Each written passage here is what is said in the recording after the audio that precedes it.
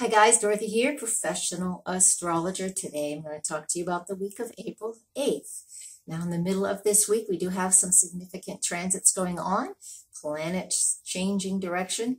I'm going to talk to you a little bit about that. The overall feel of the week is an analytical feel because there's a lot of air in the air, a lot of planets and air signs, right? Air in the air. And we also have a fair amount of planets in water signs. So we're having lots of emotional energy come up for us this week. We also are wanting to talk things out. And the little bit of earth that's in the charts for this week, which is the Capricorn energy that's going on, will help us to ground it. So I'm going to give you the specifics of that in just a minute. So don't go anywhere. I'll be right back.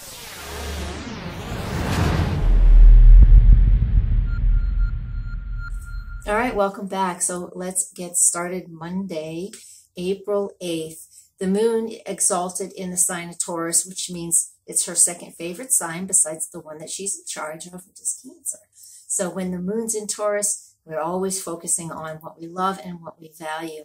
Only a couple of aspects going on super early in the morning on the East Coast, middle of the night if you're on the West Coast. So we start the day with the energy of this early morning stuff, moon to Pluto, positive energy. It's about stepping into your power or taking charge in whatever it is that your Monday entails. All right. The specifics depend on what's going on in your own life. So take charge. The moon is not making any other aspects in that zodiac sign. So that's the energy we have to work with all day. What do I love? What do I value? And how I am going to use this in a very productive way. Waxing lunar phase right now as well, which means we're between the new moon and the full moon. So the things that we do now typically are setting goals. And so whenever we initiate action in this phase, we are also planting seeds of things that we're working on and wanting to create. All right. Now, Monday evening, the moon does enter the sign of Gemini and will stay in the sign of Gemini for 2 days. So he will, there it is. Yes, all the way, all of Tuesday, all of Wednesday. So 11:30 p.m. Wednesday night moves into the next sign. So Tuesday and Wednesday. Let's talk about Tuesday the 9th first. Very few aspects today. The moon in Gemini means we are thinking things through. This is that air energy I mentioned. A lot of thought processes going on. When the moon is in this sign, we want to talk out how we're feeling. All right, this is so important.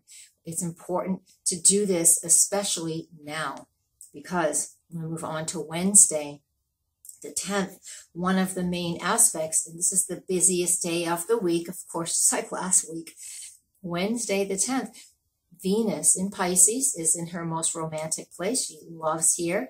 She is conjunct Neptune in Pisces. So this is as romantic and as loving and compassionate as we can get. Since that moon is in Gemini, which is talking things through and analytical, this will help us keep things a little more grounded and not quite so foggy as Venus to Neptune can create. Again, beautiful for love, beautiful for romance, incredible for opening up your heart where you're feeling love and compassion needs to be. So look for that in your life. Look at where you need to serve if you feel like you're needing to serve, or if you're in a romantic relationship. We also have the support of that moon in Gemini, so we can talk things through and we're not totally living in that space of romance. We all know what that's like. And even if that isn't the case for you, not romantic or not in a romantic situation currently, we can also use this energy to really tap into our intuition, or get near the ocean or a lake, or listen to beautiful music, or create beautiful art. There are many, many ways to use these energies. It's just the number one thing most people talk about is a very romantic day, which it can be as well. So that's what we have for Wednesday, the pieces of Wednesday. Now, here's a little more for Wednesday. These energies are happening simultaneously, even though they sound like they're contradicting each other. This happens regularly. We also have the sun making a square aspect to Saturn, both in cardinal signs. So this will help us to initiate any action. Again, it will help keep the fog of that Venus-Neptune as the least amount as possible, so we'll feel grounded. Air energy from the moon. We have very fiery energy from the sun in Aries, right? And very grounded energy from Saturn in Capricorn, meaning feeling very grounded and determined today. So like I said before, on one hand, romantic, soft, compassionate, love, artistic on one hand. On another hand, we have to have 3 hands for this. On the other hand, Saturn square and Sun Saturn square is very grounded, very realistic, very logical, very practical. And we also have the moon in Gemini, thinking, analytical. And then the 4th thing today is Jupiter is stationary. It's been stationary for a whole week. He really hasn't moved at all. But when Jupiter stations, and the exact time is 1:01 p.m. East Coast time, Jupiter in Sag stationary, this just means that their expansion has stopped. It's like blowing up a balloon. We finally stopped blowing the balloon up and we're tying it off. Because if you keep expanding, something will pop. So this is why, well, this is not why Jupiter retrogrades, but this is a good example of how Jupiter retrograde works, right? We expand. Jupiter in Sagittarius in direct motion is expanding our knowledge, information, travel, foreign culture, foreign people. All of that is expanding now that it's stopped and it has the apparent motion of retrograde. Then those things will start to stop growing so much. They'll slow down. This will slow down a lot of growth, which is fine because we can't, like I said, we can't keep growing and growing. We have to take opportunities to slow down. So Jupiter stationary this week. It's going to be retrograde all the way to August, somewhere around August 10th. So we have the opportunity to work with what we've been learning over the last 6 months, wherever Jupiter is in your chart and where you've been expanding. All right? Because you know sometimes when you just get too much, and you have to like slow down and start assimilating information, this is the opportunity to do that. And that is what Wednesday is. Wednesday is a major big day. All right. A lot of information there. That will take up the bulk of this forecast. Yeah, I know. It's all, but see, this is good. We're all just doing what we're doing and hearing the information here, since this is that generalized forecast that I always talk about. This gives us an idea of how we can use what's going on. So in our own personal lives, we can make the choices to make decisions based on the energies that the astrology is telling us about. All right, Thursday, the 11th, very little going on. By now, the moon has moved into the sign of Cancer, its own ruling sign. So now we're going to inhale a little bit. We want to focus in on what is caring and nurturing for us. So that moon in Cancer, all Thursday and Friday, we have the opportunity here to start to figure out what is important and for us, for our family, and how we want to care and nurture ourselves. This is the most important thing that is going on with that moon in Cancer for Thursday and for Friday. We really are needing to care for ourselves and nurture ourselves. This leads us into Friday because the moon in Cancer will now make positive aspects with Neptune and Venus. It is opposite Saturn, so that will help ground us. But the point is like this moon in Cancer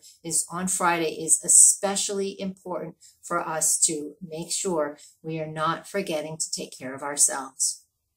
The Cancer North Node, Cancer is where eclipses are happening this year. So when the moon is moving through that area once a month, we are inspired to care for ourselves and nurture ourselves, all right?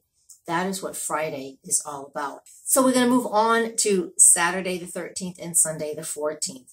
So the main energy for the whole weekend is that moon in the sign of Leo. So he moves in there super early in the morning on Saturday. And when we have that, that means it is a very busy weekend. It's a very passionate weekend. It is a weekend where we can be creative. There's a lot of fire around us. So that just means that we're able to really move forward, take action. This is the first time all week we've had any strength in the fire. You know, we have the sun in Aries, which is fiery, but that's the only fire planet we've had the whole week, which means we've been either in our heads thinking things through or in our hearts emotionally analyzing things, but we have not been able to take a lot of action steps.